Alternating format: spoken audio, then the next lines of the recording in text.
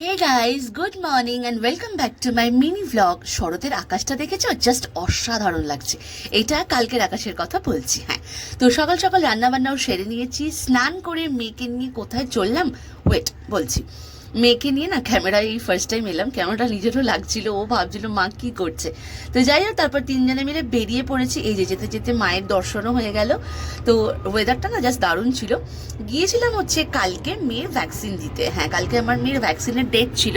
তো যাই হোক, তারপরে আর কি একটু বাবার সাথে খেলছিল, কারণ ও বুঝতে পেরেছে যখন ভ্যাকসিন দেওয়া হবে, কারণ একটু হলেও জায়গাটা না ও এখন চিনতে পারে।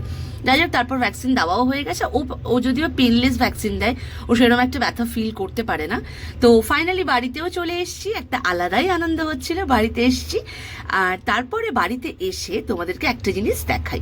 কালকে আমার মা একটা নতুন রেসিপি ট্রাই করেছে, যেটার নাম হচ্ছে ফ্রেঞ্চ রোল।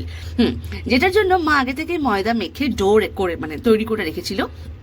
তারপরে সেখানে জাস্ট ডিম ফেটিয়ে, ডিমের একটা ব্যাটার ছিল এবং ব্রেড কাম ছিল। তো ময়দাটাকে বেলে তার মধ্যে চিকেনের পুরটা দিয়ে, ডিমের মধ্যে একবার দিয়ে, তারপরে ব্রেড কাম দিয়ে মাখিয়ে আবার ডিমের মধ্যে ডাবল কোট দিয়ে, এবং নেক্সট টাইম আবারও ব্রেড কামের ডাবল কোট দিয়ে, then shallow fry and then deep fry করে, জিনিসটা জাস্ট দারুণ হয়েছিল। বিশ্বাস করো, এতটা ভালো হয়েছিল না, মানে জাস্ট কি বলবো।